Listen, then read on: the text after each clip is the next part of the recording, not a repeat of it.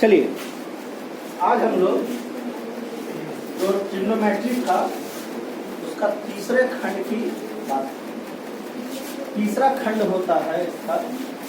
कल हम लोग इसका मान निकालने सीखे थे। उससे पहले हम लोग साइन कैसे, लंब बटे कर्ण कैसे, आधार बटे कर्ण होता है इसको सीखे थे। आज हम लोग इसका एक महत्वपूर्ण चीज सीखेंगे, 90 माइनस थीटा है ना, और उसके बाद 180 माइनस थीटा। ये सब चीज क्या होता है, फर्स्ट क्वाड्रेंट क्या होता है, सेकंड क्वाड्रेंट क्या होता है, थर्ड क्वाड्रेंट क्या होता है। हिंदी में अगर बोला जाए तो प्रथम पाद, द्वितीय पाद, तृतीय पाद, चतुर्थ पाद। तो ध्यान से इसको समझिए। जैसे मान लीजिए ये कोई समकोण है, ये क्या चीज है, ये कितना डिग्री का यहाँ पर कोण होता है, इसका नाम है ए। ठीक, अगर आप इसको 60 मान लेते हैं डिग्री तो ये क्या होगा, अगर ये 30 हो तब ये इसको कोई डाउट।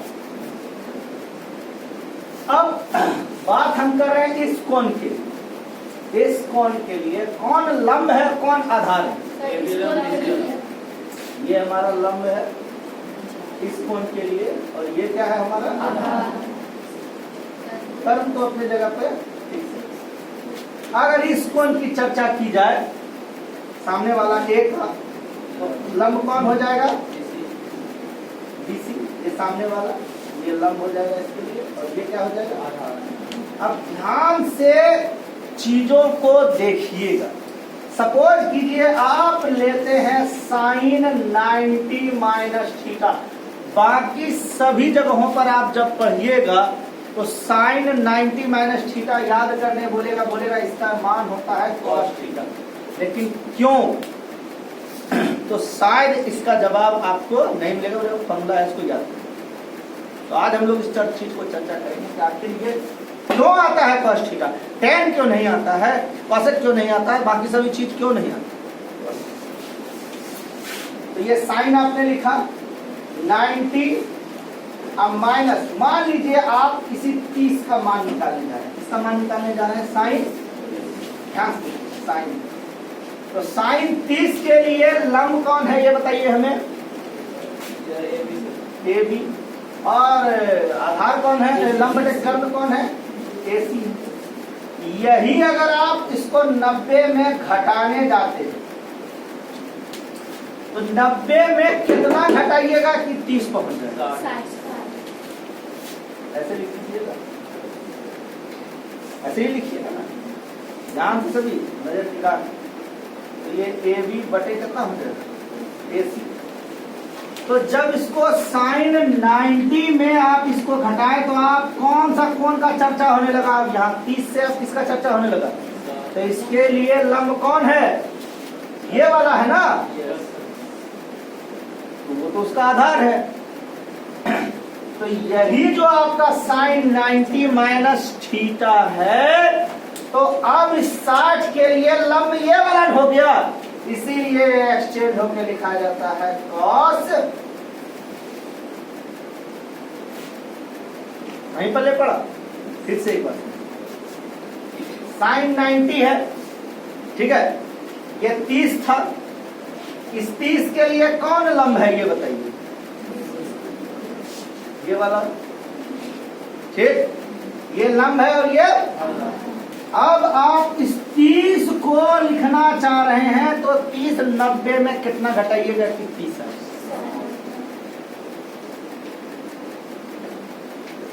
तो अब ये बन गया साइन 90 माइनस थीटा। अब चर्चा होने लगेगा किस कोण का, ये 60 का। तो 60 डिग्री का कोण कहाँ है, ये तो 30 का है, 60 का कोण कहाँ है, इस कोण के लिए ये क्या है और ये क्या है, तो ये आधार बटे ये कर्ण हो जाएगा क्या, और आधार और कर्ण का रिश्ता किसमें देखा जाता है, समझ में आया किसी को कि नहीं आया। एक बार फिर से इसको देखिए दूसरे, ठीक है, सोचिए, हटाइए, ये सोचिए P है, ये Q, या ये सोचिए 20 डिग्री, ठीक है, ये कितना डिग्री है? 20 डिग्री। तो बताइए ये कौन कितना डिग्री होता है? 70 डिग्री। त्रिभुज के तीनों कोनों का योग 180 डिग्री, तो 90 डिग्री तो फिक्स हो गया ना जी। अगर ये 20 है तो ये कितना होगा? तब ना इधर 70 और 20 इधर भी 90 पहुंचेगा। तो आप ध्यान दीजिएगा, हम अगली बार cos 20 लेके चलो, तो इस cos 20 के लिए cos थीटा बराबर क्या होता है ये बताइए हमें? b बटे h, मतलब आधार बटे, यही लेके चलते हैं ना। आधार का मान, आधार क्या चीज है बताइए जल्दी से? 20 के लिए, हाँ, 20 के लिए AB, इस 20 के लिए आधार का मान यही BC है ना, और कर्ण कौन है? AC है। अब ध्यान से देखिएगा, अब आप इसको एक्सचेंज करने जा रहे हैं। cos 90 में कितना घटाइएगा कि ये पहुंच जाएगा? अब बताइए 70 के लिए BC क्या हुआ? 70 कोण के लिए BC क्या हुआ? लंब ना हो गया। और ये कर्ण का कर्ण है, और लंब और कर्ण का रिश्ता किसमें देखा जाता है? समझ में आया सभी को कि अभी भी समझ में नहीं आया? नहीं पल्ले पड़ा?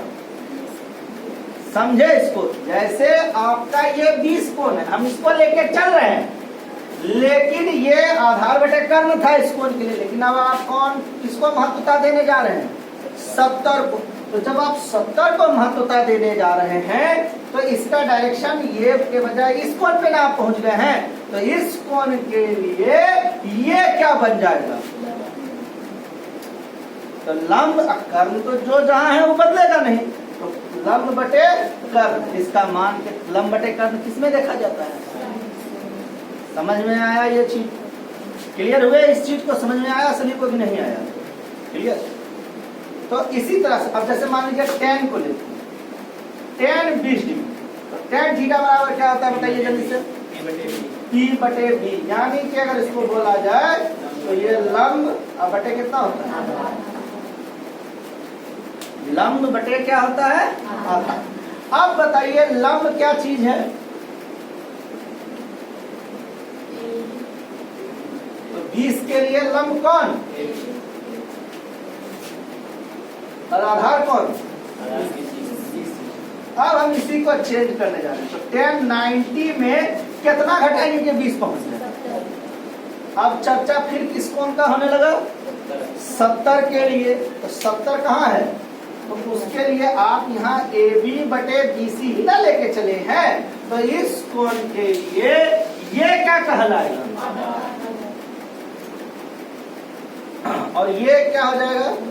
तो आधार और लंब का रिश्ता किसमें देखा जाता है? समझ में आया? ये उल्टा हुआ, इस कोण के लिए उल्टा हुआ, ये कोण उल्टा। क्लियर सभी? अगर कुल मिला के इसका फॉर्मूला बनाया जाए तो साइन 90 में आप जो भी घटाइएगा तो इसका मान कितना हो जाएगा? cos में 90 घटाइएगा तो किसके बराबर हो जाएगा? और tan में अगर 90 घटाइएगा तो कोई डाउट इसको समझने में?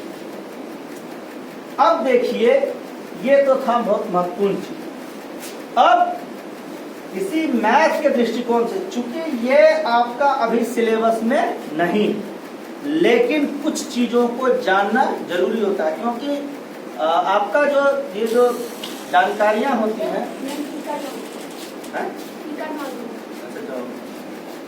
अगर जो है, अगर आपको ये सभी चीजों को क्या करना रहता है, जानना रहता है, तो इसके बारे में जब तक और कुछ बेसिक्स नॉलेज नहीं होगा तब तक शायद हम लोगों के लिए बनाना ये क्या हो जाएगा, मतलब यही चीज हमारे लिए हार्ड हो जाएगा। तो हम कुछ चीजों को समझेंगे। जैसे देखिए, ये इसको बोला जाता है क्वाड्रेंट। क्या बोला जाता है? अच्छा बताइए, तो इधर साइड क्या होता है? एक्स एक्सिस, इधर इधर साइड क्या होता है? X dash axis. इधर साइड वाई एक्सिस। इधर साइड इधर एक्स पंची में होता है प्लस में। ऐसे ये चीज आपका 11 में आएगा, बता रहे हैं बार बार, ये आपका किस में आएगा?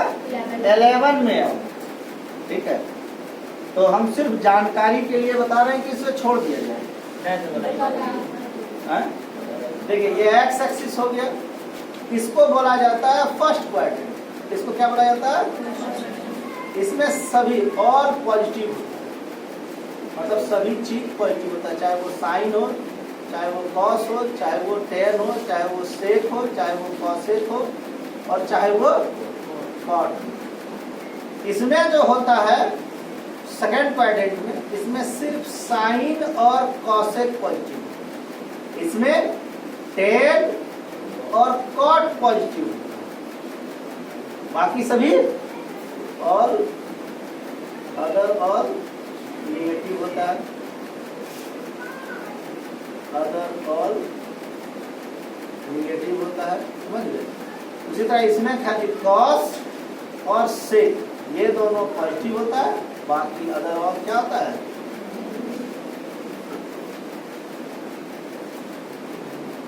अब क्या ये अपने आप होता है?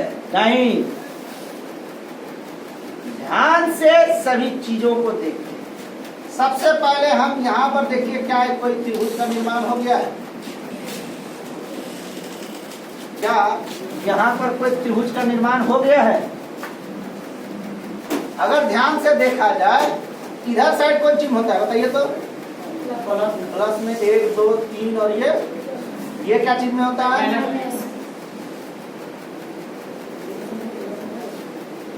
इधर साइड कौन चीज होता है?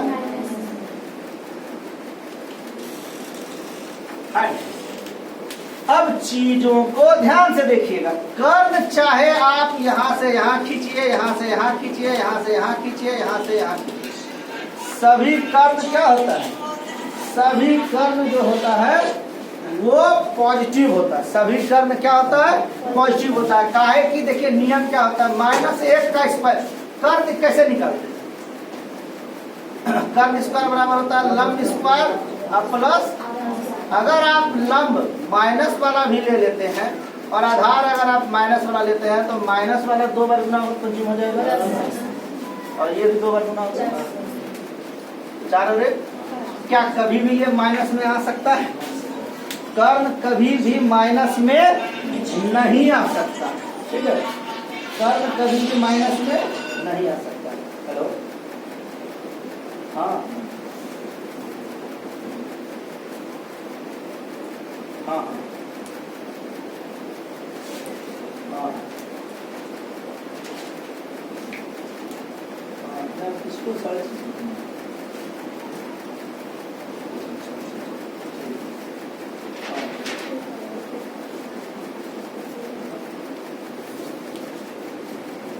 कहाँ गए?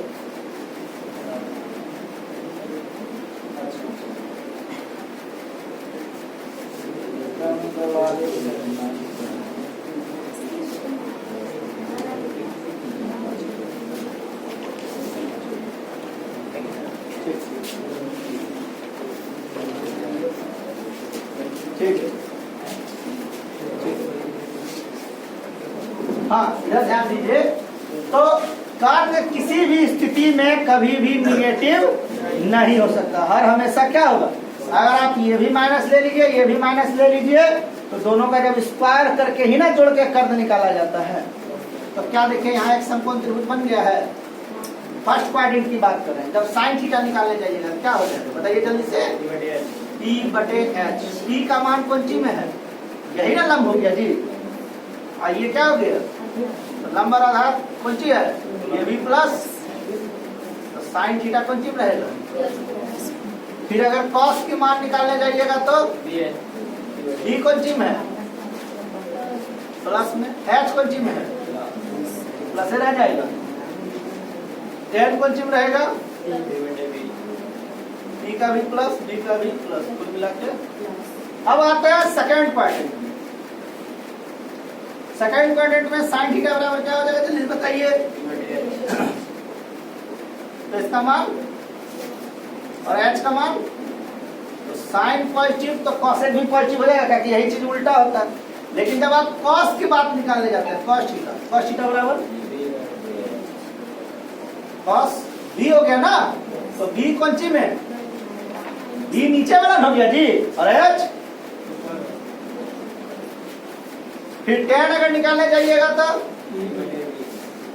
P कौन सी में, और B क्या ये माइनस में फिर बदल गया। इसीलिए सेकंड क्वाड्रेंट में साइन और कॉसेक खाली कौन सी होता है।